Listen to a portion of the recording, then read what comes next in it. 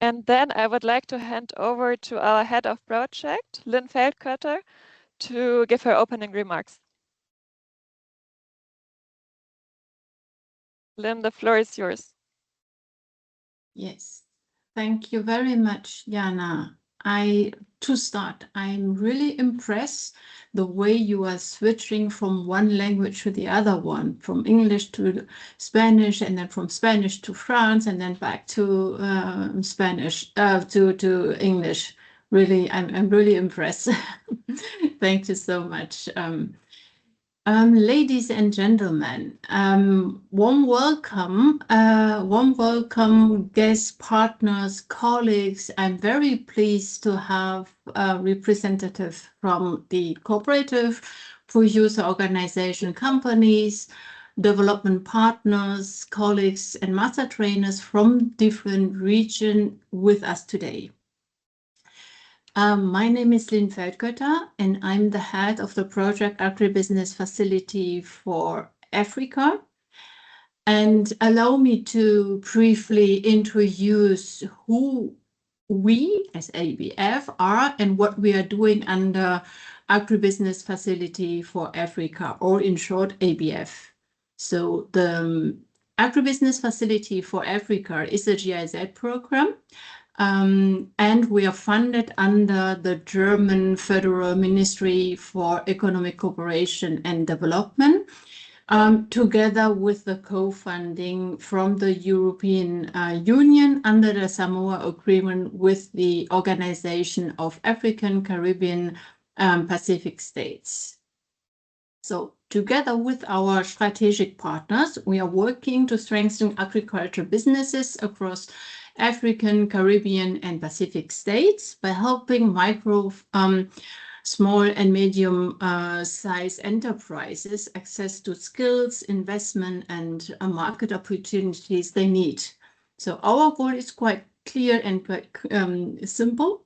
We want agribusinesses to grow in a way that is climate resilient, low emission, and sustainable. So we focus on 3 key value chains that have strong potential for impact, namely, and what we will talk today also, that's about cocoa, maize, and livestock.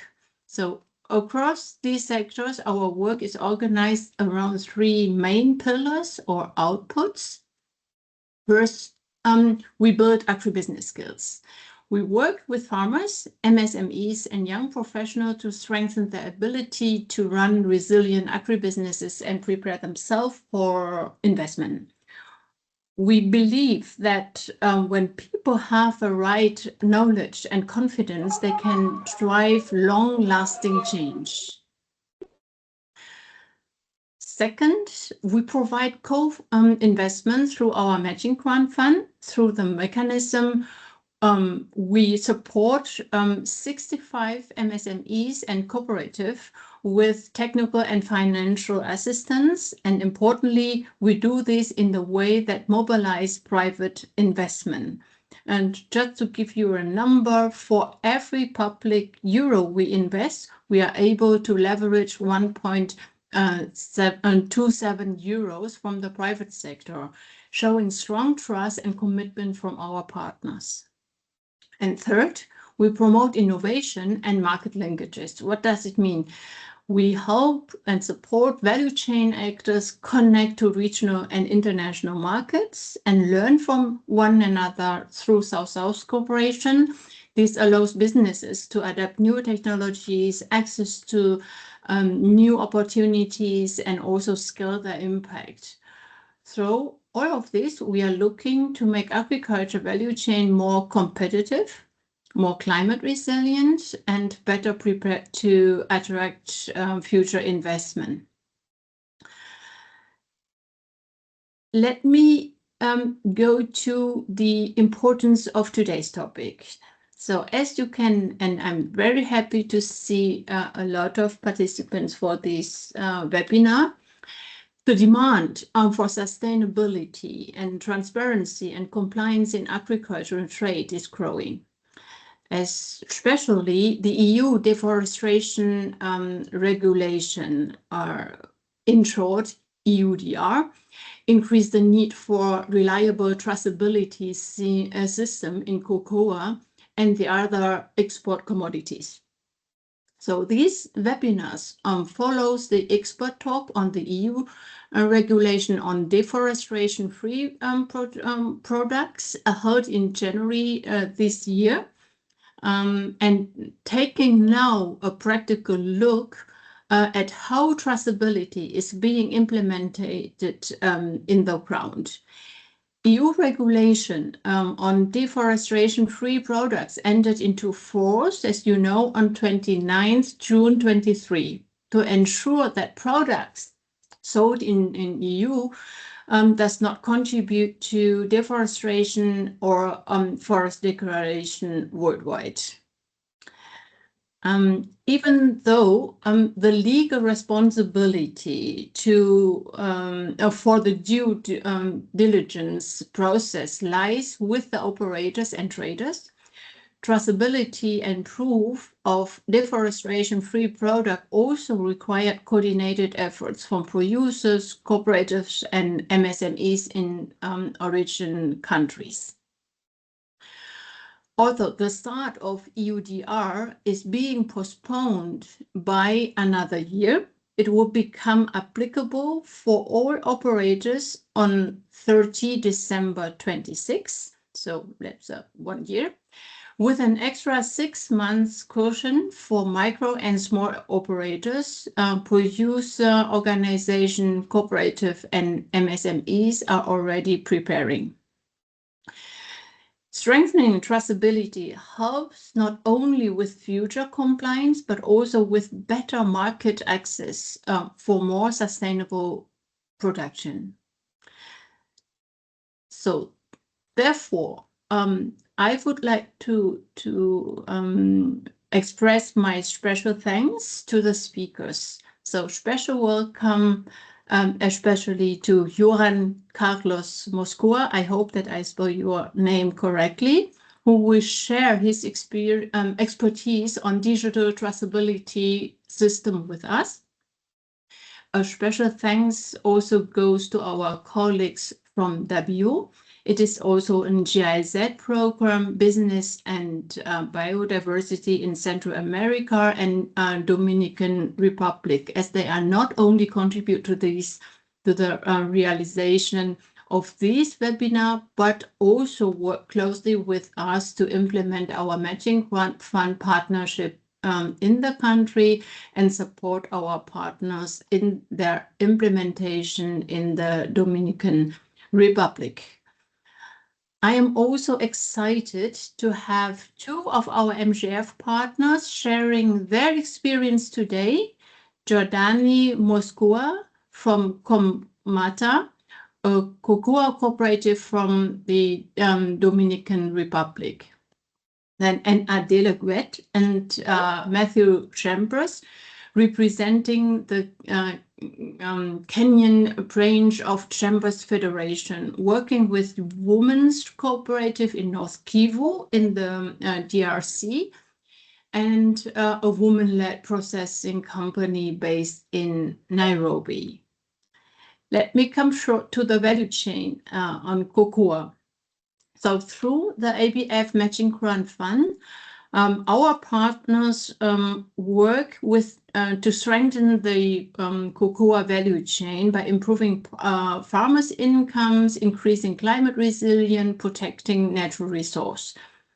At farm level, this includes rejuvenating and diversifying cocoa agroforestry system and providing training in agriculture practices and entrepreneurship.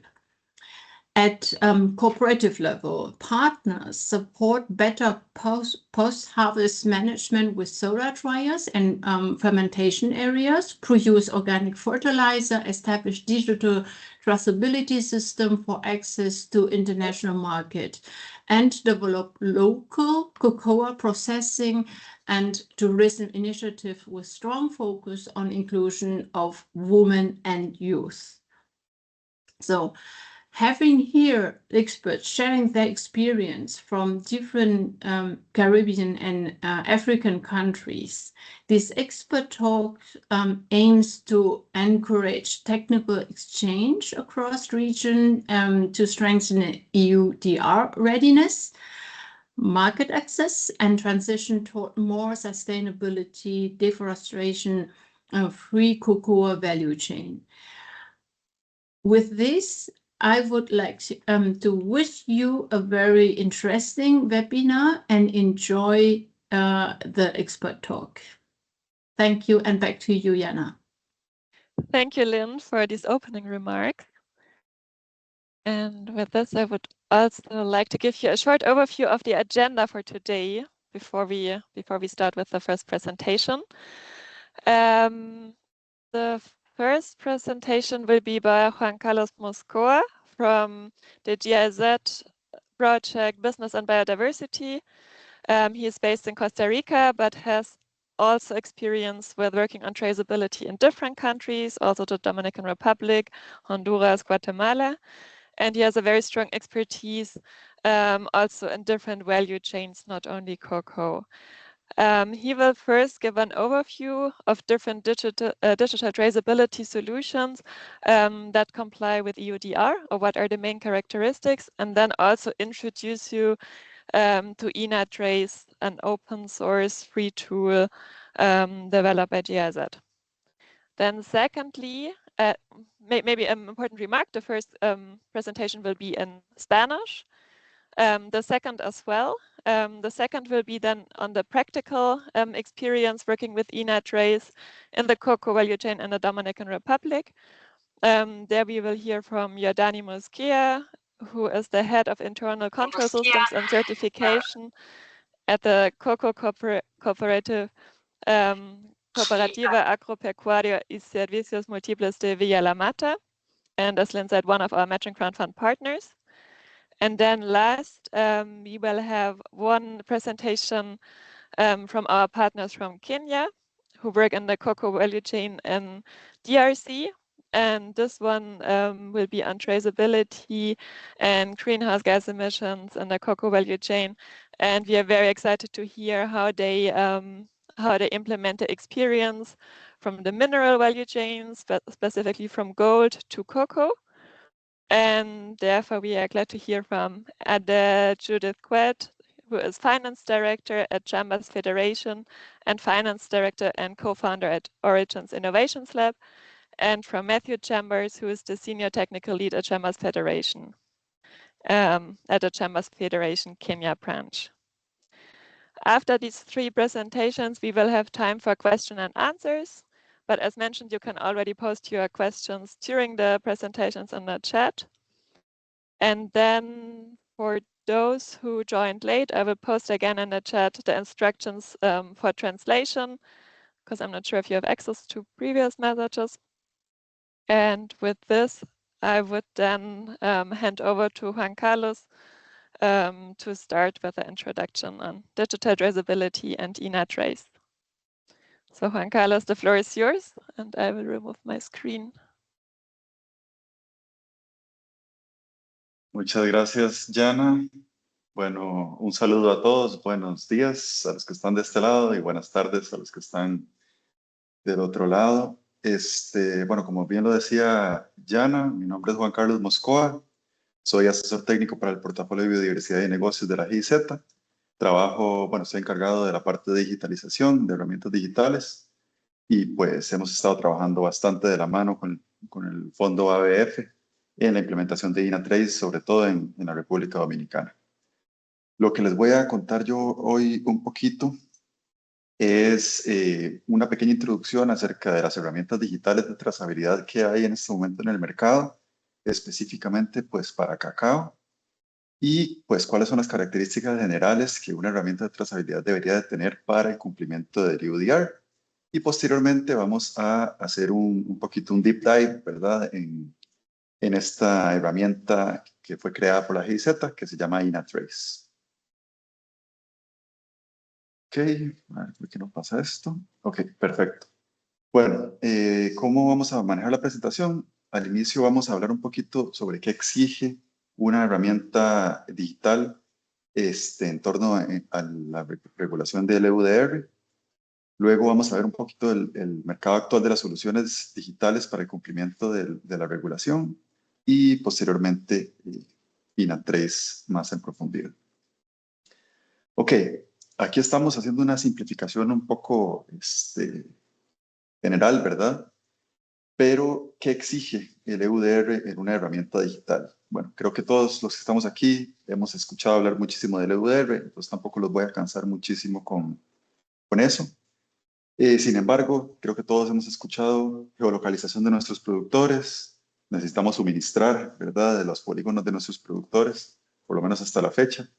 Hemos escuchado el tema de, ok, tenemos que asegurar la trazabilidad, es decir, que hay cómo se conforma un lote que está llegando a Europa, ¿verdad? Está conformado por un productor, por dos productores, por tres productores, ¿verdad? Luego tenemos que asegurar, ¿verdad?, que antes de que el lote llegue a la Unión Europea, pues sepamos que no solo tengamos nosotros las parcelas geolocalizadas de nuestros productores, sino que también sepamos que no han deforestado, ¿verdad? Poder hacer esa verificación para no darnos cuenta de eso ya cuando el producto esté en destino, ¿verdad? Y después requerimos alguna información adicional que va a ser relevante para que nuestro operador, es decir, la persona que está ingresando el cacao o el café, etcétera, a la Unión Europea, pues pueda llenar la declaración de debida diligencia. Entonces, algunas consideraciones, ¿verdad?, que tiene que tener una herramienta digital en cuanto a geolocalización de parcelas.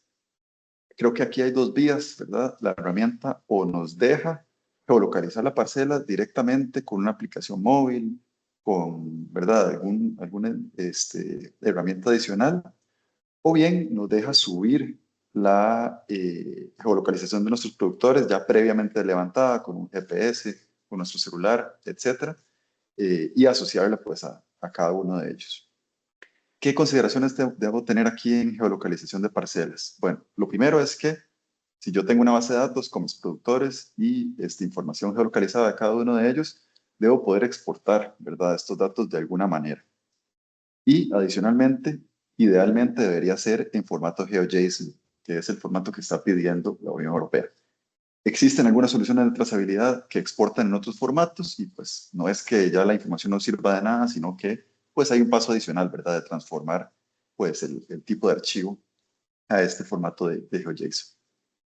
La trazabilidad de extremo a extremo o E2E, que se le conoce en inglés, lo que contempla es una trazabilidad desde el productor, ¿verdad? Es decir, desde la entrega de la materia prima en el centro de acopio, ¿verdad?, registrando quién es el productor, alguna información pues adicional, etcétera, hasta el cliente. Aquí cuando hablamos de cliente puede ser el cliente final, ¿verdad? Podemos tener trazabilidad inclusive hasta el cliente que compra el café o compra el chocolate, ¿verdad?, en el anaquel. O bien, pues el cliente, llámese el operador, ¿verdad?, la persona que va a poder llevar ese café o ese cacao a la Unión Europea. En cuanto a verificación de no deforestación, aquí es donde se complica un poquito el asunto. ¿Por qué? Porque al final de cuentas, quien está encargado de verificar, por así decirlo, y decir si este producto puede entrar o no puede entrar a la Unión Europea, pues al final de cuentas van a ser las autoridades competentes en el destino, ¿verdad?, cada uno de los países a donde ingrese el producto. Sin embargo, como les decía, yo no puedo simplemente, pues, jugarme el chance de que algo pueda llegar a suceder allá en destino. Entonces tengo que verificar de una vez aquí en origen. Y las fuentes de verificación para la no deforestación pueden variar muchísimo, ¿verdad? Hay algunas fuentes gratuitas, hay algunas fuentes pagas, ¿verdad? Pero lo importante es también la posibilidad de hacer convergencia de información, ¿verdad? Y estar seguro que tal vez alguna de las fuentes me puedan dar un falso positivo, pero hay otras que me están dando pues una información confiable de que no se ha deforestado. Y en cuanto a gestión documental, pues ahí entran desde temas de legalidad hasta temas de tenencia de la tierra, etc. ¿Sí? Bueno, Yo para esta presentación quise agrupar un poco las soluciones digitales que hay en este momento en 3 clústeres, ¿verdad? El primero son soluciones integrales con trazabilidad de extremo a extremo y lo que llamaríamos EUDR ready, ¿verdad? Una solución que me otorga pues una integralidad, ¿verdad? Desde el tema de trazabilidad, geolocalización de parcelas y no deforestación, ¿verdad? Verificación de la no deforestación. Luego tenemos un clúster B, que se enfoca mucho más en monitoreo satelital, no tiene per se trazabilidad de extremo a extremo, es decir, no voy a poder registrar procesos de transformación, ¿verdad? Entre otras cosas, pero sí voy a tener una fortaleza bastante importante en monitoreo satelital y por ende, pues en análisis de este riesgo de deforestación o la verificación de no deforestación. Y por último, un clúster C, que hay algunas herramientas, creo que para cacao no hay tantas, pero algunas herramientas que en lo que se centran es en registro en campo, en el primer tramo, ¿verdad? Entonces, pues son pensadas específicamente o su fortaleza está en la captura de datos en campo y no tanto en la trazabilidad de ahí para adelante, ni tampoco pues en el monitoreo satelital y en el tema de riesgos de deforestación. Ok, aquí quería hacer la salvedad de que esta información, pues la base de esta información sale de un estudio que se llama Benchmarking Traceability and EUDR Compliance Solutions for Cocoa. Este fue un estudio realizado por el Fine Cacao and Chocolate Institute y la empresa constructora Nitidae. La última vez que se actualizó, y si mal no recuerdo, fue el 30 de diciembre del año pasado. Entonces yo hice un poco un esfuerzo de actualizar algunas cosas que todavía no estaban listas en algunas de las soluciones y colocarlas para más simpleza en estos clústeres. Igual aquí en la presentación que se les va a compartir, también les estoy dejando el link, ¿verdad? Al estudio completo, donde viene información pues adicional a lo que vamos a presentar acá. Ok, la mayoría de las soluciones entran en este clúster A, ¿verdad? Porque, bueno, obviamente si soy una empresa o un desarrollador, pues quiero tratar de abarcar todas las partes del cumplimiento del EUDR. Entonces, pues por aquí tenemos, así mencionando algunas, Quality Trace, Merge Data, Meridia, Seed Trace, Smallholder, con la salvedad de que Smallholder utiliza un servicio externo para el tema de monitoreo satelital y otorga una certificación adicional para el tema de monitoreo satelital. Tenemos InaTrace, que lo vamos a ver con más profundidad ahorita más adelante, TraceX, Trading Space, Trusty, el Baco Farmer App, que para el momento del estudio todavía la parte de monitoreo satelital no estaba lista. Sin embargo, ahorita entiendo que ya pues, fue liberada esta parte, entonces ya es una herramienta mucho más completa. Tenemos también Farm Forest Origin, Farmer Connect, Origin y Source Trace, ¿verdad? La información pues más detallada de estas herramientas la pueden pues revisar aquí en el link que les adjunto, ¿verdad? Inclusive ahí vienen algunos hipervínculos también a las páginas web de las empresas por si quisieran contactarlas o adquirir su servicio. También hay una de las columnas del estudio en el que se puede ver un poco de el precio, ¿verdad? O los modelos de costos que tiene. Ok, luego tenemos el clúster B, que son herramientas pues mucho más centradas en monitoreo satelital, que no tienen trazabilidad end-to-end. Aquí está Satelligence, que es muy utilizada en varios sectores, ¿verdad? Que tiene mucha fortaleza en el tema de cero deforestación, toda esta parte de monitoreo satelital. Está Carbel, está Euclidean, Nadar, Tracer y FarmerLink de TireWorks. Igual, la información adicional la pueden observar aquí en el link que les adjunto. Y para Cacao, herramientas específicas que solo trabajan en el registro en campo, está esta herramienta MJ-Tech, que es una herramienta desarrollada en Ecuador, que pues y como inició fue una herramienta pues para apoyar a las empresas y a las pequeñas cooperativas en esta tarea tan complicada que era el levantamiento de las parcelas y de la información en campo, en cada una de las fincas. Ok, ya viendo un poco el panorama, ¿verdad? Viendo que hay bastantes soluciones también que pues cumplen con el EUDR, vamos a hacer un deep dive en la herramienta InaTrace. Esta es una herramienta que ha sido desarrollada por la GIZ en una iniciativa que se llamaba INA, que apoyaba cadenas de valor agrícolas sostenibles. Es una herramienta que inicialmente nace no para el EUDR compliance, sino más bien nace para diferenciar un poco el producto de una cooperativa de mujeres en Ruanda, ¿verdad? Que es esta que podemos ver aquí a la derecha, Angelic's Finest.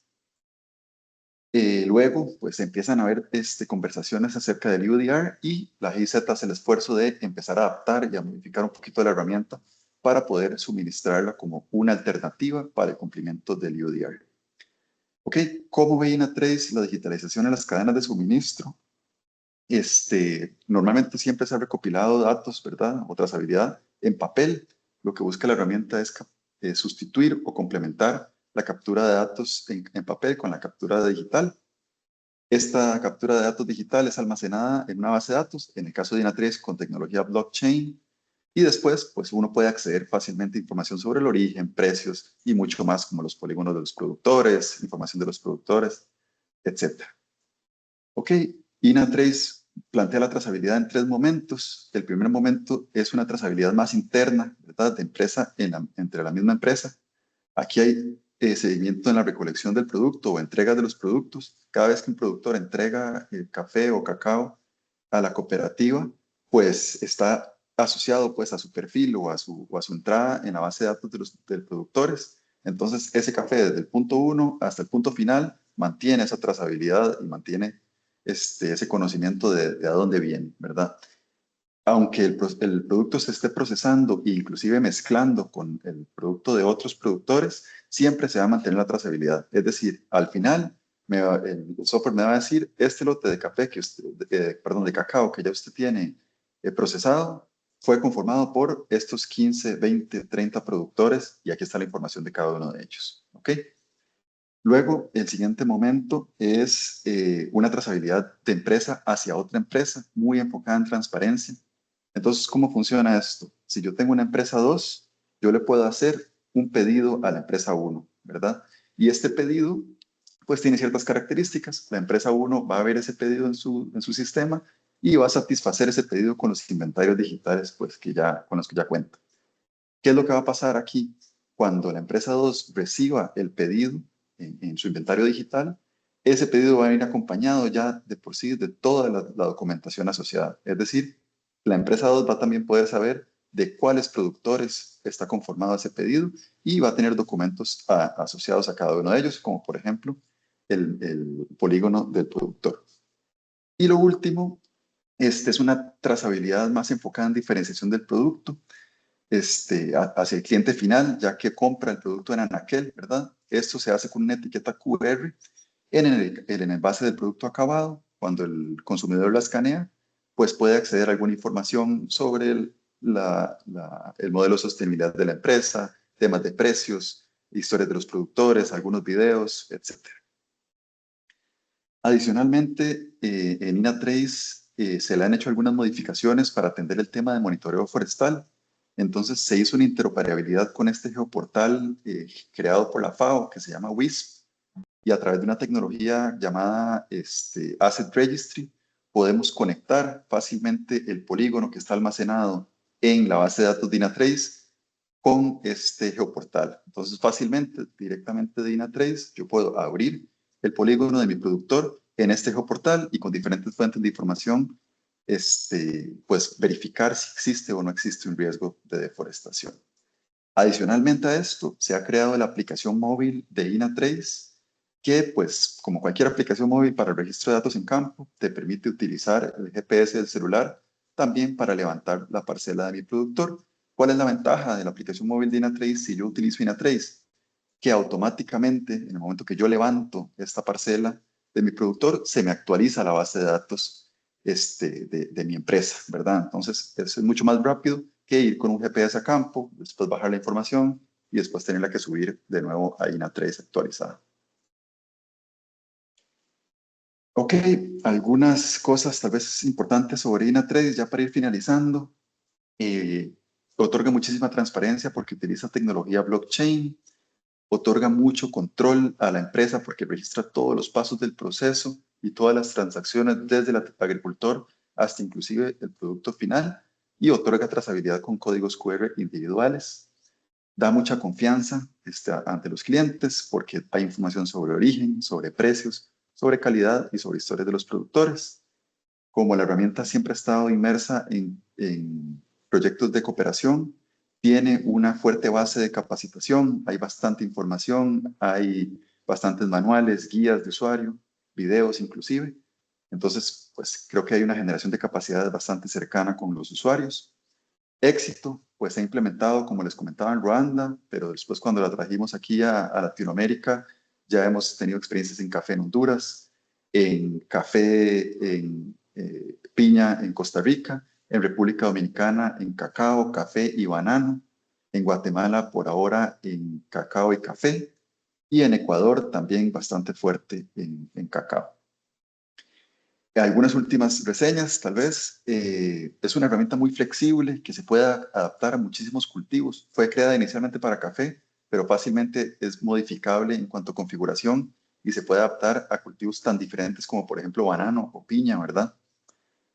Como es una herramienta de código abierto, es muy fácil trabajar con otros colaboradores de tecnología sobre el mismo producto y eso da posibilidad de crear interfaces con diferentes servicios.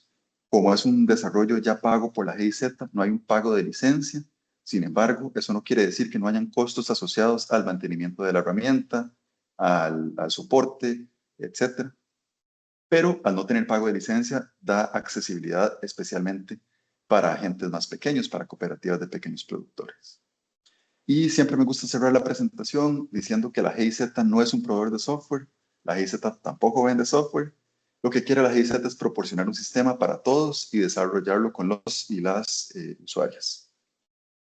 Y pues por ahí me quedo, creo que estoy un poquito sobre el tiempo. Entonces, de nuevo agradecerles por su atención y si tienen preguntas, entiendo que es al final. También aquí en la presentación les dejo un link ahí donde dice Toolbox SASI, que es un repositorio de documentos relacionados con In-Linea Trace que les pueden pues aclarar también algunas de sus dudas. Okay. Thank you very much, Juan Carlos, for this great presentation, overview, and intro to INA. And then I'm also excited to invite our next speaker, Yordani Mosquea, to show how they introduced the tool in their cocoa cooperative in the Dominican Republic. Invito a Yordani Mosquea. Puede compartir su pantalla y comenzar la presentación.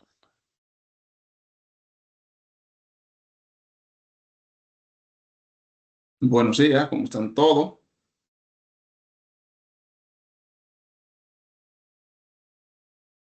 Un saludo para todos ustedes en cualquier parte del país, del mundo donde estén. Mi nombre es Yordani Mosquea, soy el encargado de certificación en el proceso de la cooperativa Comata. Cooperativa Agropecuaria y Servicios Múltiples de Villa La Mata.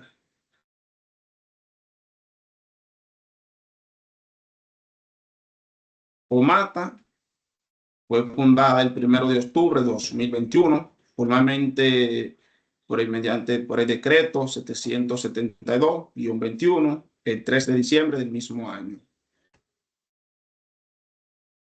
Tiene su sede en el sector de Batesoto, municipio de Villa La Mata, provincia Sánchez Ramírez, República Dominicana. Nació con el propósito de organizar y fortalecer a los pequeños y medianos productores y productoras de cacao.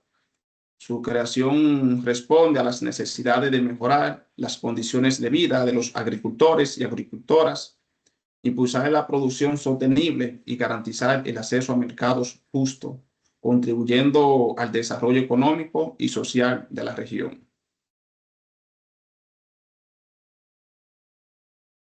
Comata en la actualidad cuenta con una membresía de 123 productores y productoras asociadas, de las cuales tenemos un 20% que son representadas por mujeres adultas que van de una edad de 37 a 63 años de edad, con un 4% de mujeres jóvenes de un rango de edad de 23 a 35 años y con el mayor representación de hombres adultos de un 64%, de un rango de edad de 39 a 73 años. y un porcentaje de hombres jóvenes que representan el 12% de la cooperativa, entre un rango de edad de 21 a 35 años. Desde su creación, Fomata ha ido aumentando su membresía de la juventud, ya que es el futuro, y eso le garantiza a la cooperativa mantenerse por un tiempo bastante prolongado. La misión de Fomata: impulsar el desarrollo integral de los asociados mediante la producción, transformación y comercialización del cacao de alta calidad, aplicando prácticas sostenibles que protejan el medio ambiente, la biodiversidad y fortalezcan las comunidades rurales. Fomata trabaja con productores de cacao orgánico que estén dispuestos a cuidar el medio ambiente y proteger las faunas en sus alrededores. Mujeres rurales organizadas que se desempeñan a poder mejorar sus condiciones de vida en sus comunidades. Jóvenes interesados en la agricultura sostenible, instituciones públicas y privadas del sector agropecuario, organismos de cooperación nacional e internacionales. Fomata desde su principio ha venido fortaleciendo lo que es la parte de la juventud en conjunto de su membresía. Importancia de la trazabilidad y el cumplimiento de UDR en Fomata. La trazabilidad y el cumplimiento de UDR son esenciales porque garantizan el acceso al mercado internacionales, especialmente la Unión Europea, donde nos exigen demostrar el cacao que no proviene de áreas deforestadas. Además, fortalecen la transparencia, la sostenibilidad y la reputación de la cooperativa, reduciendo riesgos y abriendo oportunidades para mejorar precios y alianzas. En Fomata vemos UDR no como un problema, sino una solución y una gran ventaja aún mismo en el mercado, porque eso nos ayuda a darle mayor valor a lo que es el medio ambiente y la fauna que convive dentro de las parcelas y los alrededores de nuestros productores. Pasos realizados por Fomata. Capacitación a los socios sobre normativa UDR y prácticas sostenibles. En un inicio, Fomata ha venido capacitando a toda su membresía, tanto a los productores como a los técnicos que trabajamos en el campo. El primer paso fue una alianza tripartita entre Fomata, GIZ y UTECO, lo que nos ha permitido llegar en la actualidad donde estamos. Las geolocalizaciones de las parcelas para cumplir con los requisitos de UDR. UTECO es la Universidad Tecnológica de Cibao, que está ubicada aquí en la provincia de Sánchez Ramírez, que ha sido una fuente de bastante ayuda para la cooperativa cada vez que se le solicitan sus apoyos, igualmente que la GIZ. Cada una de las parcelas de los productores se encuentran geolocalizadas y la tenemos registrada en lo que es la aplicación de INA13 para mayor trazabilidad. Registro digital de todos los productores y las fincas para garantizar la trazabilidad completa. Implementación de un sistema de control interno para verificar el origen y la legalidad del cacao. Como podemos ver en esta parte, estamos en un taller de capacitación en uno de los salones de UTECO, la universidad, en conjunto aquí con un equipo, con Juan Carlos, que estábamos capacitando a unos jóvenes del área de geología y de la carrera agronomía.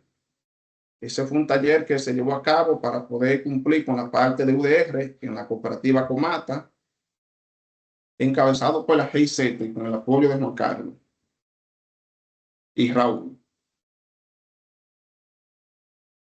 Uso de INA13 en Fomata. Logos. En los antecedentes, desde un principio que Fomata se fundó, nosotros contamos con un sistema operativo, el cual nos ha dado bastante soluciones a los problemas. Sin embargo, este sistema, por la nueva normativa de la Unión Europea, de UDR, se nos estaba quedando un poco obsoleto, ya que no nos permitía llevar la trazabilidad tal como nos la están solicitando. Sin embargo, la capacitación, las herramientas a quienes la gestionan, como es la INATRESI, que la cual la estamos implementando en la actualidad en la cooperativa, no ha sido bastante ayuda, ya que nos permite llevar los registros de trazabilidad desde el productor hasta que ingresa a la planta procesadora, en el área de recepción, secado, fermentación y luego en el área de limpieza, para luego ser empacado y colocado en el almacén. Lo importante de la aplicación es que inmediatamente se registra una entrada de cacao, la aplicación comienza a formar lo que son los lotes para luego ser despachado. En esta parte, cuando un lote ya está conformado, la aplicación nos da los datos de los polígonos de esos productores quienes lo forman. Igualmente, eso nos permite a nosotros pasarle un código QR a nuestro cliente para que pueda visualizar en qué etapa del proceso está el cacao que se le va a comercializar, a vender a ese cliente. Igualmente, una vez que la venta se ha concretizado, el cliente puede colocar ese código QR en el producto final, ya sea un chocolate o en cocoa en polvo. Eso le permite al consumidor final poder ver de dónde viene el origen de ese producto con el cual está fabricado. Eso nos garantiza mayor confianza entre los compradores, preparación para cumplir con el EUDR, ya que se puede verificar que ese chocolate proviene de un lugar que no hay deforestación. Hemos tenido algunos desafíos con la herramienta debido a que cuando un lote se conforma, tenemos que estar bastante pendientes para poder darle su ciclo de cierre y poder iniciar automáticamente con el lote siguiente. La necesidad de seguir con una capacitación continua en el uso eficiente de la herramienta, ya que nos va a permitir tener mejores resultados y familiarizarnos mejor con ella para sacarle el máximo provecho. ¿Cómo se va a gestionar? Y un desafío que tenemos es cómo se va a gestionar INATRESI más allá del proyecto de GIZ. Ya la GIZ prácticamente nos asenta de lo que es el pago de licencia, pero más allá queremos saber qué va a suceder. Lecciones aprendidas con la herramienta. La formación práctica es la clave para la adopción. En la herramienta solamente hemos podido llevar todo un registro bastante claro, transparente en cada uno de sus procesos. Y el acompañamiento técnico nos fortalece en las confianzas en la herramienta. Inmediatamente que hemos detectado alguna deficiencia, se le hemos comunicado al equipo técnico, como a Juan Carlos, que nos ha dado soporte en cada uno de los momentos.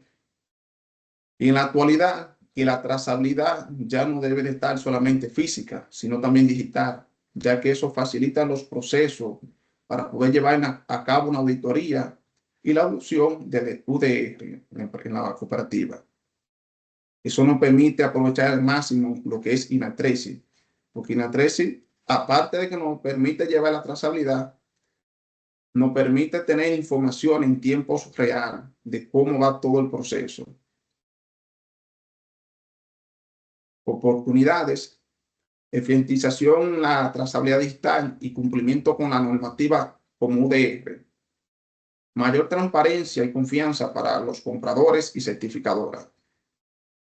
Muchas veces, desde que nos comenzamos el proceso de certificación, que tuvimos certificado orgánico y de comercio justo, era un poquito tedioso a la hora de mostrar los procesos de trazabilidad, ya que eran demasiados documentos físicos y para un auditor que viene con tan poco tiempo poder verificar que todo esté correcto. Y INATRESI en esta parte vino a facilitarnos en esos procesos para que sea un poco más ágil y asequible, ya que el auditor puede verificar todo el proceso y la procedencia de donde viene el cacao hasta que se comercializa.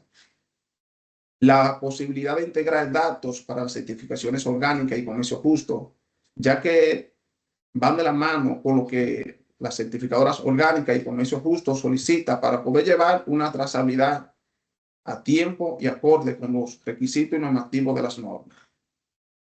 Las recomendaciones que tenemos de la aplicación es que hay que mantenerse con la capacitación del personal encargado en el uso de la herramienta.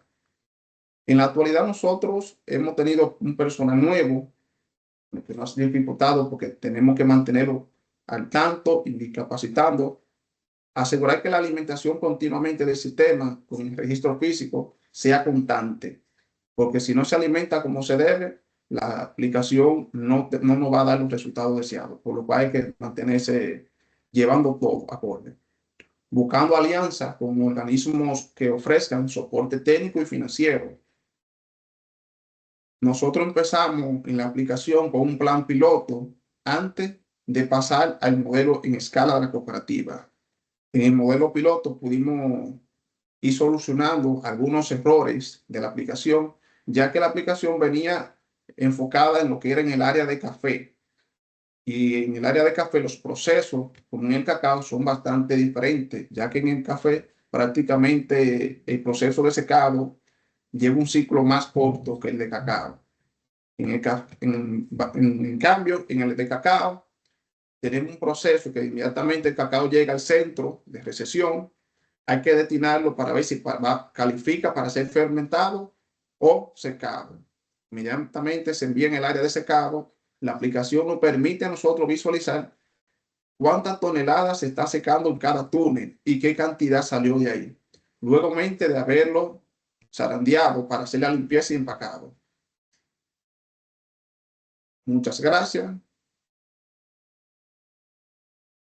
Muchas gracias, Aristide. Thank you very much, Yadani, for those insights. And now we will move from the Caribbean to Eastern and Central Africa. So it is my pleasure to invite our next speakers, Adequate and Matthew Chambers. So the floor is yours.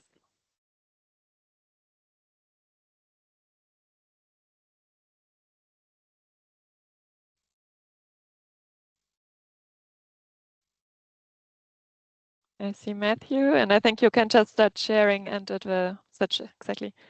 Thank you. Hello, can you hear me? Yes, yes, we can hear you. Hi, can you hear me? Yes.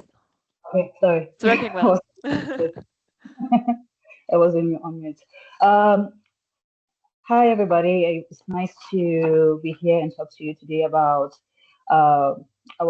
what we do as a company and how we implement the traceability system in our supply chain. I'm going to go straight to the presentation. But my name, sorry, I need to present myself, sorry. My name is Adequate. I work for Chambers Federation. And I will be speaking with Matthew, who is the technical lead at Chambers Federation as well. Yeah, next slide. So let me introduce you to the organization. So we are Chambers Federation. We are an investment and management firm operating in frontier and conflict-affected markets. We develop investable women-led supply chain, blending private, public, and philanthropic capital. And we design and implement Project Origin, a federation of profit and non-profit cooperative entities across Kenya and DRC. Then Project Origin provides full vertical integration from farm, fermentation, processing, packaging, distribution, all managed through one centralized management.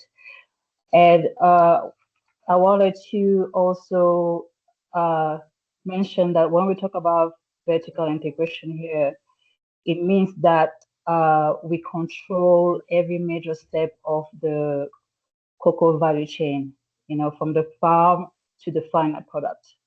So we need one coordinated system and under one management structure. So I wanted to make sure that you understand what vertical integration means. Next.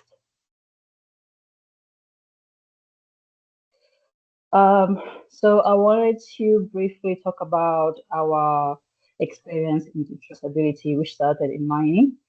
And so we have 10 years of experience in conflict mineral, basically working in DRC.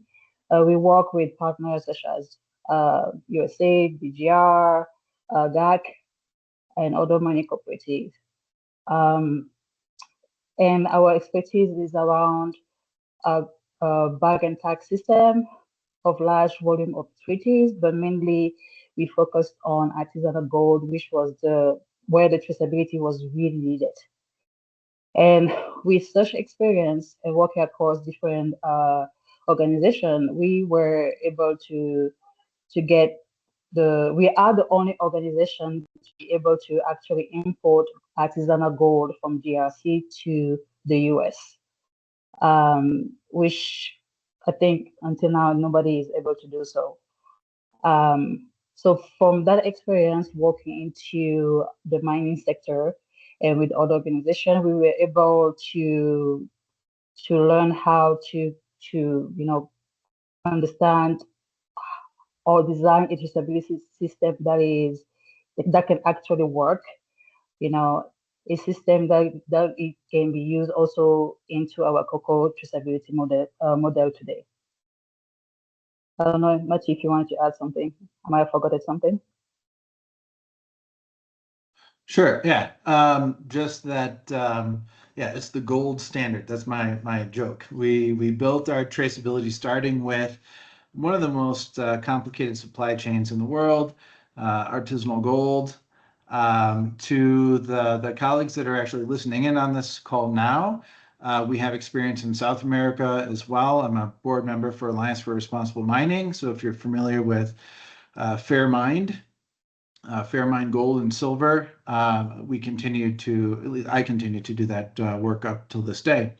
But yes, we learned the importance of having our own systems in place and not necessarily being reliant on third-party service providers.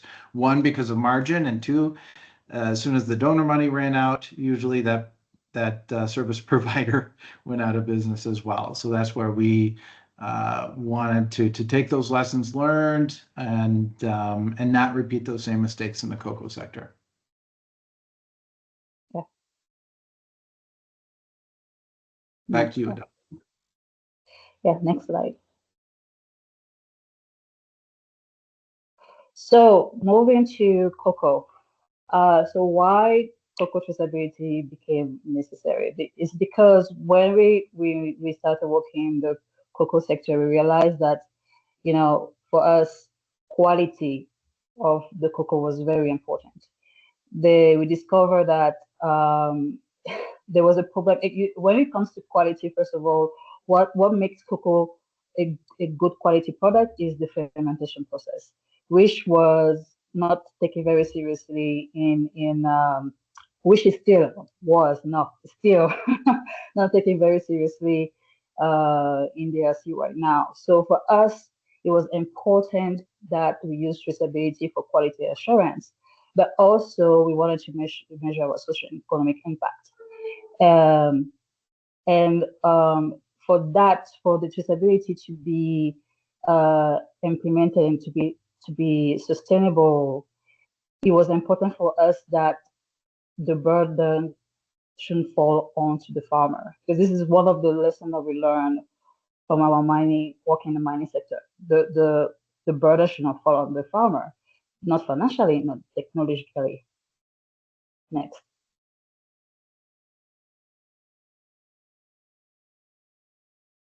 So I wanted to briefly explain how our supply chain works and how the traceability falls in. So, like I said, for us, it was important that we really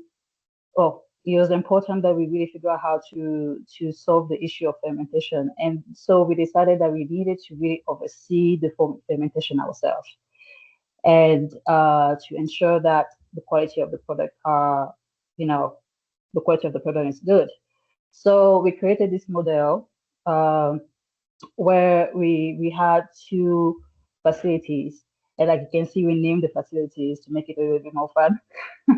So we have the pink cooperatives, we call it pink cooperatives, which is based in Beni, DRC, which is basically our cocoa processing facility.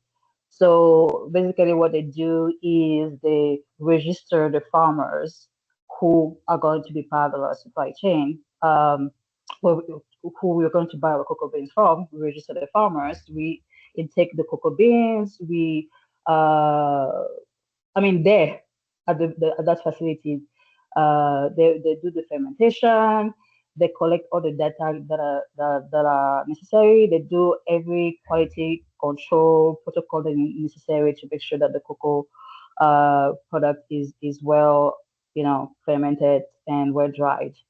And this facility in Beni is actually managed by a cooperative, a woman-run and led cooperative that we support, we train to manage this whole process. So then when the facility manage or get the cocoa bean, the cocoa bean that are fermented and dried, it is shipped to the Nairobi facility, which we call Pink Rhino. So the Pink Rhino is based in Nairobi, and basically they're in charge of the production, processing the cocoa beans into finished products. We're talking about cocoa liquor, cocoa nibs, cocoa butter, chocolate, and any other cocoa-derived products that we might decide to produce. And the cocoa facility, the Pink Okapi facility based, Pink Rhino facility based in Nairobi, can produce up to like 3 million sugar bars per year. Next.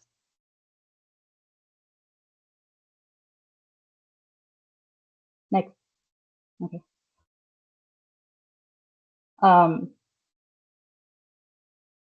So basically with this slide, we are showing you how our supply chain works. So you can see farmers, then Pink Okapi. So Pink Okapi, as I just mentioned, they do the registration, bean intakes, fermentation, drying, sorting, quality control.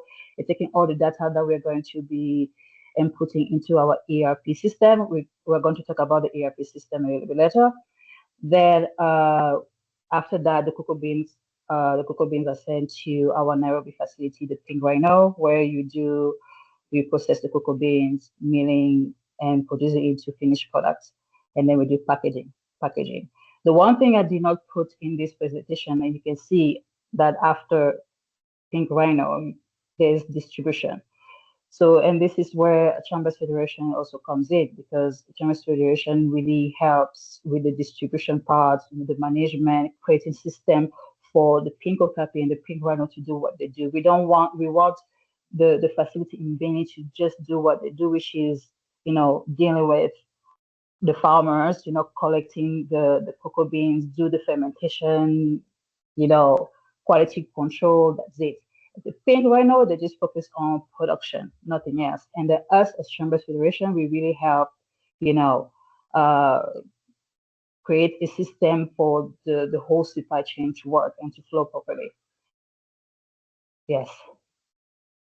Just to add on to that, if you don't mind, Adele, that part of that is also financial compliance. So this is one thing that we learned, especially with gold, was we have a program with USAID or the government of Canada or whomever it might be, and we could talk. Very large companies. We work with Ridgeline and Asahi. Ridgeline is a wholly owned subsidiary of Berkshire Hathaway, to talk their board into it. It's not just a matter of, yes, we want to do this program and we can call it CSR, but I can't send money from my US company to Congo without having my insurance company, my auditor, my bank, and everybody asking questions. Why did you send this money to this part of the world. And so that's one of the key elements that helps compliance work and make agencies like the U.S. Customs and Border Patrol more confident, is that we have a single point of entry for the cash. So if somebody's paying for cocoa beans, chocolate bars, whatever, they don't have to send that overseas. It can be managed through our existing banking partners, JP Morgan Chase, and so it's a matter of combining the human rights, forced labor, and traceability requirements that we have, along with the financial compliance requirements that we need to meet as well.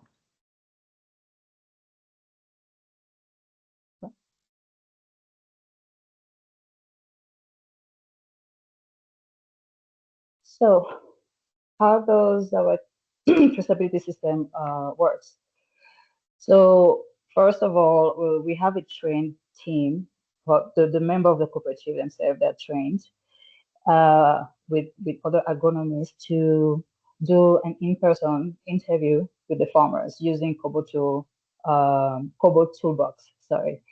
So with that, they collect, the usual information: geolocation, gender, age, household size, if they have a certification or not, any relevant question in relation to EUDR, and any information that will help us measure social and economic data.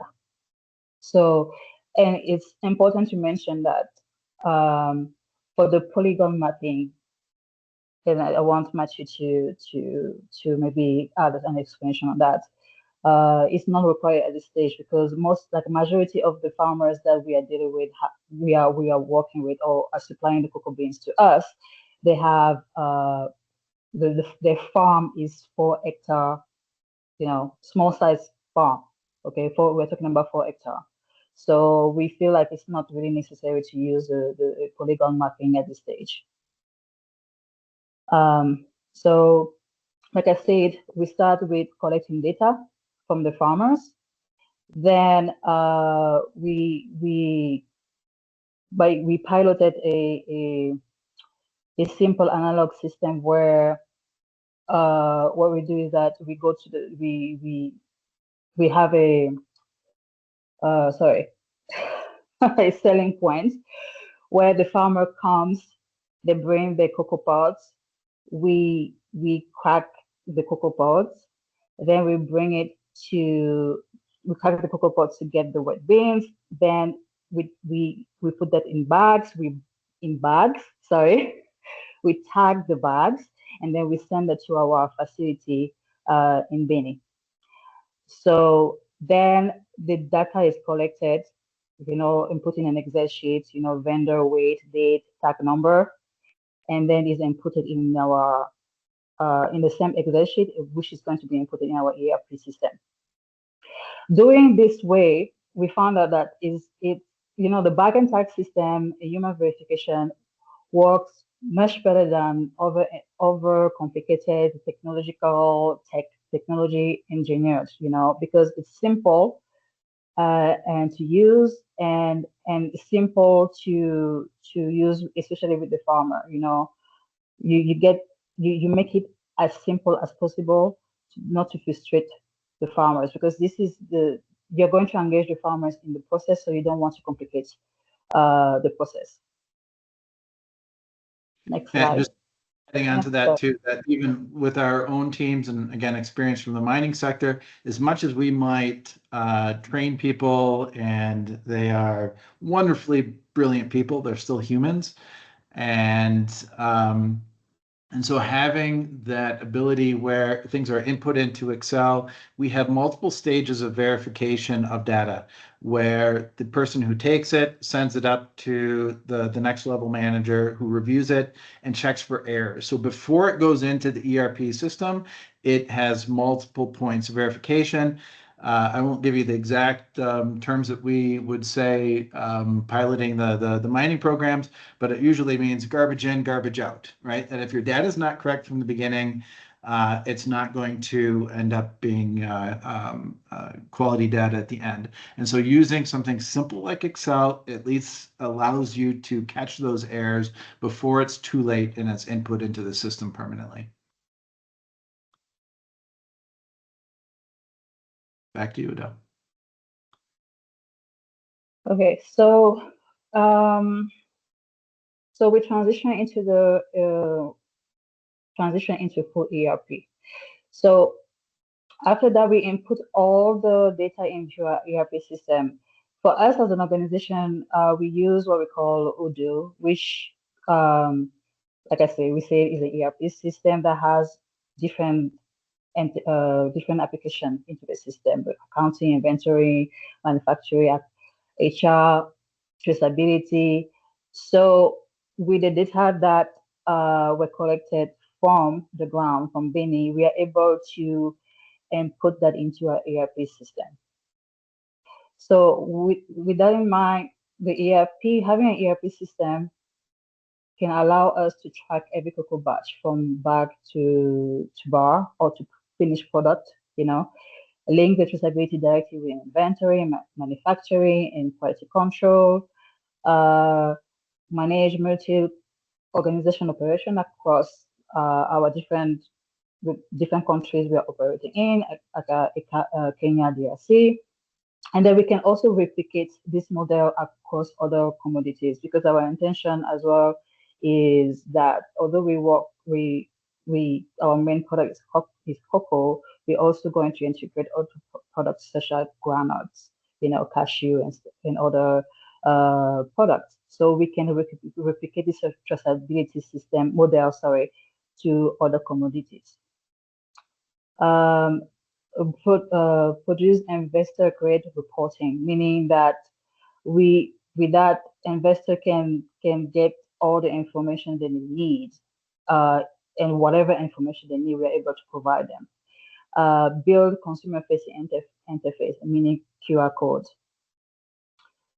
So one point I want to note is that the reason why we like ERP is because it has different application into one platform, which makes it so much easier and so much stronger to provide a strong traceability system and provide a strong reporting. Yeah, next.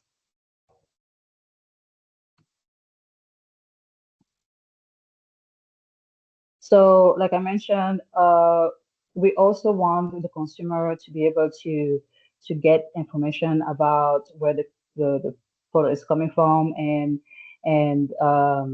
the story of the product and maybe which farmer they're supporting. So that's why we're going to try to integrate the QR code into our product so that the consumer is able to understand the story behind the product that he's buying. I'm going to go a little bit faster because of time. Next. So quickly, some of the challenges and lessons learned that we came across. Obviously, we talked about connectivity and infrastructure. There are some farming area like network powering, reliable power or accessible road. So that's what we tried. That's what we were talking about, really making our system as simple as possible. No complicated engineering, no complicated technology.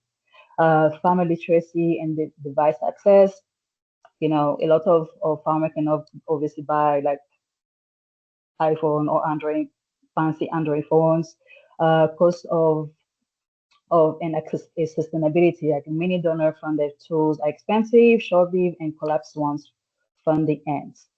How do we actually share data today? So we wanted to mention that how we share the data with like the buyers, for example, is that for now we find that using Excel is the easier way to share the data, because a lot of other organizations, even though each organization sometimes they have their own system, their own platform that might be different to ours. But having Excel really works across most of the system and platform that people have. So be able to go back to our basic Excel to share data is, for us, believe that is the way to go. And I think Matthew can add something about that as well to clarify the statement. Right. Yeah. Again, from experience, from your service provider to your downstream, everybody has different APIs. Not everybody wants to share it. And I've just very quickly, we had a program where USAID spent $1.9 million on a traceability program. For that program provider to not be willing to share the API. And then our downstream partner had their own traceability program and they weren't willing to share their API. Well, we own the data, so I just said, fine, we'll download it into Microsoft Excel form and everybody's happy, because at least with that, you can upload and transfer data in a commonly used format. And so sticking with simple is what works. But we do have the option, and just to finish up the slide here, that if a larger buyer wants direct access to the information, we can provide an API, or we can provide them with direct user access. So if they want to see more granular level of detail, how much the farmers were paid, if they want to see, whatever other details, they're able to see that as well. So we do have that capacity should somebody want to have direct access to the system. So opportunity for the future. I'm just going to mention 1 or 2 points here. We find that it would be nice that we get a lot more support for I'm talking about from a private sector perspective here, that having more focus on ERP-based traceability would be great. Integrating to ERP systems such as Odoo, Zoho, SAP, that would be, there's a great way for collaboration between the donors and private sector in that sense. And then for us, we believe that for our organization, we see this as a way of be able to replicate this traceability model to other commodity in other countries as well. And yes, this next slide.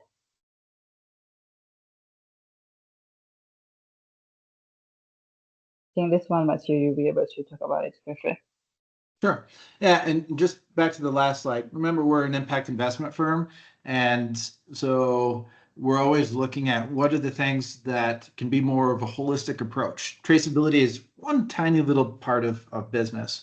If we're able to professionalize medium and small scale enterprises more holistically, teach them better inventory management, financial management, et cetera, that's where ERPs really come into play. So it provides a great opportunity for capacity building. Anyways, so what's next? Very clear that this is something that we're looking at doing next. Is part of that storytelling process is again very consumer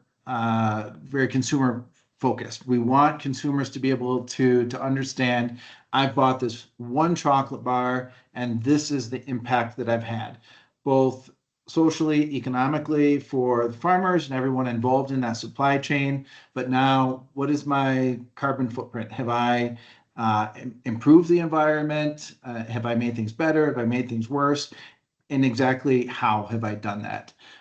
So that's something that we're currently working on, is tying in that information so they can understand their impact, obviously constructively, positively, that we're not going to sell them a product and say, you've added 5 tons of greenhouse gases to the atmosphere. So they can understand how that story relates to them and why should they continue to buy chocolate bars that are produced in facilities that we have funded and set up.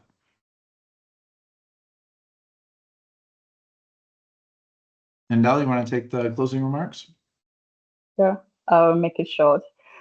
So in conclusion, what we think of traceability, especially as a business, is that it has to be simple, affordable, scalable, and owned locally. Then for us, having it integrated in our ERP system makes it so much simpler, and make it in a way that we are able to provide the information that is needed to be compliant to the EUDR system. I think I'm going to leave it like that for now, because I don't want to take too much time. So thank you very much, and then we're looking forward to the questions. Thank you very much, Adele and Matthew, also to showing that it's possible to work with very simple, low-tech solutions and still be highly effective and efficient. So thank you also for this last presentation. And I see that we have received the first questions in the chat. So we can start with our Q&A session. I would suggest to start it just chronologically. I see that Simon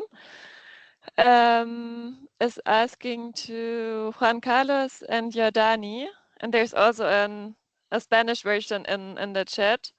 Jordani and Juan Carlos, you can also reply in Spanish, and we will hear the answer via the translation service. But to read a question to everyone, Simon says, very impressive to see versatile of the ENA Trace tool. Versatility of the ENA Trace tool. Could we get some more information on the amount of resources it takes to adapt ENA Trace to company-specific processes and procedures? How long did the process take? And could we briefly discuss the limitations of ENA Trace mentioned in regards to meeting EUDR requirements? Ok, gracias, Jana. Tal vez empiezo por decir que, bueno, ENA Trace es una herramienta altamente configurable. ¿A qué me refiero con eso? Sé que no tuvimos mucho tiempo para verla en profundidad, pero en ENA Trace yo puedo, en el backend, como administrador del sistema, puedo crear semiproductos nuevos. ¿A qué me refiero con semiproductos? Hablemos de cacao, ¿verdad? Entonces puedo tener cacao en baba, cacao fermentado, cacao seco, etcétera. Todos esos productos intermedios, por así decirlo. Entonces, básicamente así fue como adaptamos de café a cacao. Simplemente hicimos algo que llamamos un mapeo de la cadena de valor. Entonces, bueno, tenemos una metodología ya establecida para hacer eso. Recopilamos información de unas cuantas empresas. Ya con eso definimos cuáles son esos semiproductos y cuáles son las unidades de medida también que podemos configurar para esos semiproductos. Y posterior a esto creamos la cadena de valor. Realmente esto no toma muchísimo tiempo. Podríamos decir que unos 3 días, digamos, de levantamiento de información y de configuración de la cadena. Eso por lo menos para crear la cadena de valor específica para un cultivo X, ¿verdad?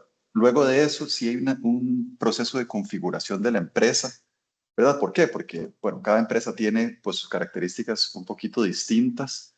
Entonces, una empresa puede tener 4 centros de acopio, otra empresa puede tener uno solo, otra empresa puede tener secado en túnel y secado en máquina y secado X, ¿verdad? Entonces, eso implica que, aparte del mapeo de la cadena de valor más general, hay que hacer lo que llamamos un mapeo de flujo de procesos de la empresa, ¿verdad? Esto en realidad toma medio día, ¿verdad? Es una visita a la empresa, o si pues hay alguien experto, inclusive hasta con una llamada se podría hacer en el peor de los casos. Y ya la configuración después de esa empresa puede durar otro medio día más validación. Entonces tampoco es demasiados recursos los que hay que designar para configurar ENA Trace en una empresa. Sin embargo, sí, a veces, y lo digo aquí francamente, a veces hacen falta expertos, ¿verdad?, en la herramienta para poder atender todas las solicitudes. En este momento, creo que era una de las preguntas de Jordani, todavía la herramienta está en manos de la GIZ, pero estamos trabajando para que en un futuro podamos salir un poquito de la foto y dejar esto en manos de alguien que le pueda dar un poquito más de sostenibilidad. Creo que puedo adelantar aquí que estamos en fuertes conversaciones ya con CIAT y con Linux Foundation para poder trasladar la gobernanza pues, de la herramienta hacia ellos y que ellos pues, puedan atender todas estas solicitudes. Y creo que la otra parte de la pregunta era lo de las limitaciones de INATRACE para los requerimientos de EUDR.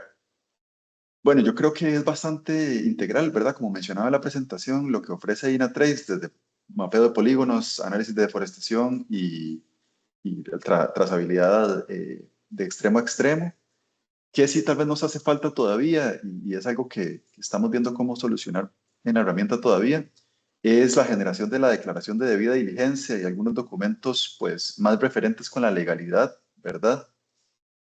Creo que todavía eso no está tan abordado en la herramienta y sé que hay otras en el mercado que están ofreciendo ese apoyo extra, ¿verdad? Para el llenado de la declaración de debida diligencia. Pues creo que con eso por ahí me quedo. Thank you, Juan Carlos. I see one more question to you in the chat from Adama Koulibaly, who's asking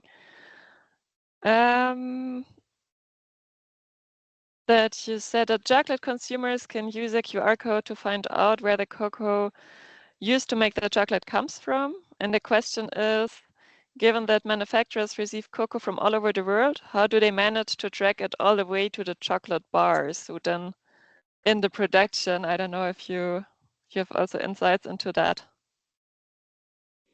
Sí, al final de cuentas, bueno, creo que el cacao es bastante particular, como bien lo dice, ¿verdad? Al final de una barra de chocolate pueden haber cientos de productores involucrados. INATRACE lo que hace es que va registrando cada una de las etapas del proceso. Entonces, por ejemplo, hablemos de COPMATA, ¿verdad?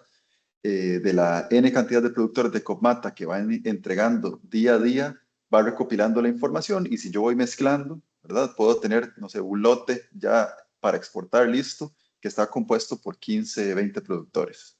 Ok, exporto ese lote hacia la empresa 2, ¿verdad? Que ya sería mi comprador en Europa que va a procesar el cacao hacia barras de chocolate. Y digamos que él también usa INATRACE y mezcla este lote de COPMATA con el de otras 2 o 3 proveedores más.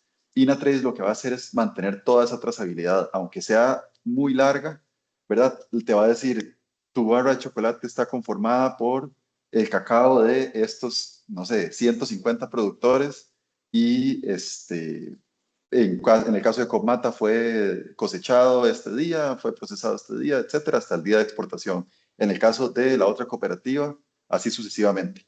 En la página a la que cae el código QR, puede ser que cuando hacemos procesos tan complejos de mezclas de productores, se vea un poco extenso, ¿verdad? En formato vertical. Sin embargo, bueno, creo que igual es información valiosa y te puede ayudar para, por lo menos, saber de dónde viene el chocolate que estás consumiendo. Ya a la hora de cumplimiento del EUDR, lo que sí me permite INATRACE, que creo que no lo mencioné, es que cuando yo llego a ese punto, ¿verdad?, de ingresar el cacao a la Unión Europea y digo, ok, ahora sí tengo que exportar los polígonos de mis productores para presentarlos a las autoridades competentes, a la hora de exportar, sean 200 productores o 300 productores los que conformaron ese lote, me exporta un solo archivo GeoJSON con la geolocalización de todos los productores agregada y anonimizada también, que es importante. Thank you very much. Then we have one more question in the chat before we move on to the participants with their hands up. And please note we are almost at 4:30 or 4:30 in Germany, so we will do 5 more minutes, but not much longer. This question, I think it could be to any of the 3 presenters. It's from Firma Ayemo, also from Cote d'Ivoire. Have you tried to evaluate the cost of traceability in the unit cost or production cost per kg of product to see its impact on the competitiveness in relation to the selling price on international markets? So how much does the extra efforts for traceability affect the production cost of the cocoa? I don't know if anyone has had a look or an analysis of that. Or maybe this is still something to conduct in the future. I see no one from the presenters raising their hands or opening their cameras. So, okay, Adele, have you had a look into that? Okay. Well, what I would say though is that I don't remember the exact numbers, but from experience from the mining sector, I feel like I was worried about answering this question because I don't have the real number, but I will guarantee you that it's extremely expensive to implement a traceability system. It's going to add up to the end product. I will give you maybe the example again in the mining sector. I will try to be quick. So, like with gold, the price of gold is not like the price of cocoa. Well, I mean, or gold is not like cocoa, meaning gold is the same across the world. The quality of the cocoa can be different in different countries, meaning that cocoa from country A might be cheaper than cocoa from country B, right? It means that uh, buyers can buy cocoa at different prices. Cocoa at a premium price even because they want a certain quality cocoa product. But gold is the same across the board. So that's why a lot of people don't, when you talk about premium in gold, a lot of buyers, they didn't want to buy premium gold because they're like, why? So then if you add the cost of implementing traceability into the mix, you will find out that the price of the gold is like 5 to 10 times higher than the market price, And then who was going to pay for that extra cost? The burden was going to be onto the buyers, which was not willing to pay for that extra cost. I don't know if that helps a little bit answer the question.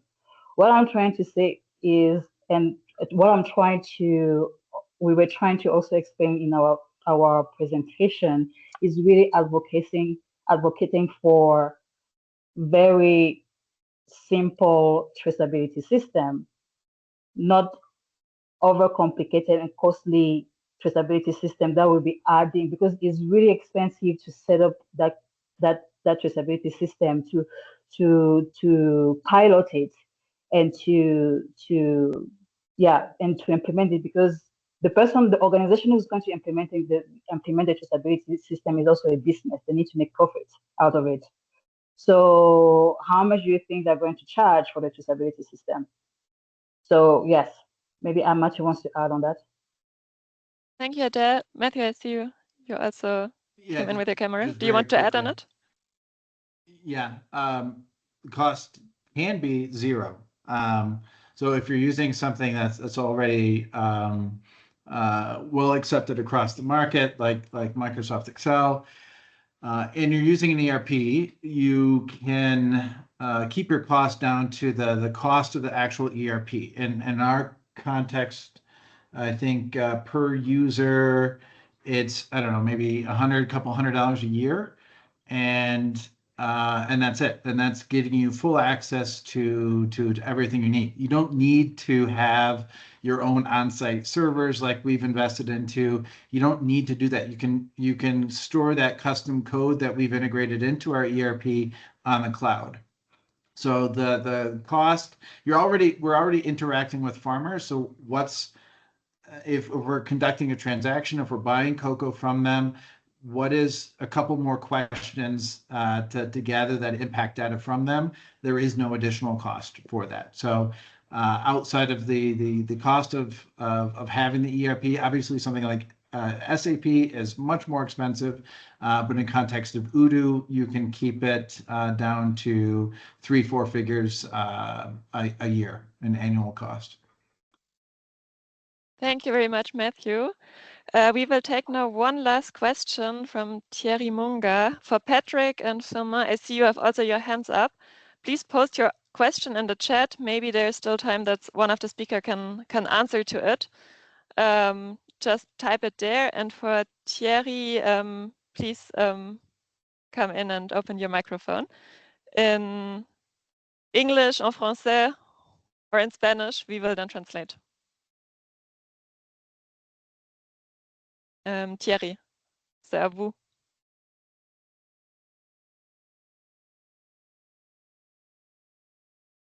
Yeah.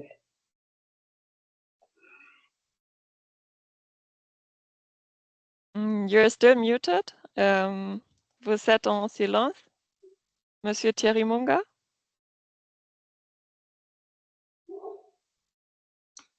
Just move on. Okay, I think it's not working. Maybe the connection is bad. And yeah, all right, then let's move on. And Patrick, please type your question in the chat, so maybe it can still be answered. But as we're already running late, I would like to thank you very much, especially the speakers for sharing their experience and their insights, and also the participants for joining, engaging, and asking thoughtful questions. Also, big applause to the interpreters who made it possible to have now the session in 3 languages and facilitate this exchange between our partners in Africa and the Caribbean. So please also clap for the interpreters. And then last, also thanks to our colleagues from Business and Biodiversity Program for supporting the preparations of this event and for contributing, and also to my colleague Lou Lefort for the technical backstopping, making sure that the MS team calls is running smoothly. And we hope that the examples presented will also be useful to your work on deforestation-free cocoa value chains. And we will also share the recording via our YouTube channel, so you can also still watch it later on or share it with people who could not join today. I will post a link in a second in the chat, together with additional links for more information on eNetRace. And also, I would like to draw your attention to our online course on EUDR on the Agri-Business e-Academy, which is our e-learning platform on Atingi. If you scroll down there to market access, you will find a course on introduction to EUDR, compiling of 5 sessions, which is really to reduce the complexity of the law and provide a step-by-step guide for MSME and cooperatives in producing countries, to learn what your EU buyers may need and ask from you, and how to efficiently collect the required data for it. I'm also going to post the link in the chat. And also remark, for now it's only available in English, but coming year it will also be available in Spanish and French, and there's also many other courses where you can scroll through and see what is relevant to you. And with this, I'm just going to post the links in the chat. And please copy them, because I'm not sure if you still have access to the chat after we close the session. So just copy and paste them somewhere. And with this, yeah, thank you very much. Have a great day or evening, depending on where you are. And we are looking forward to seeing you next year in the following expert talks.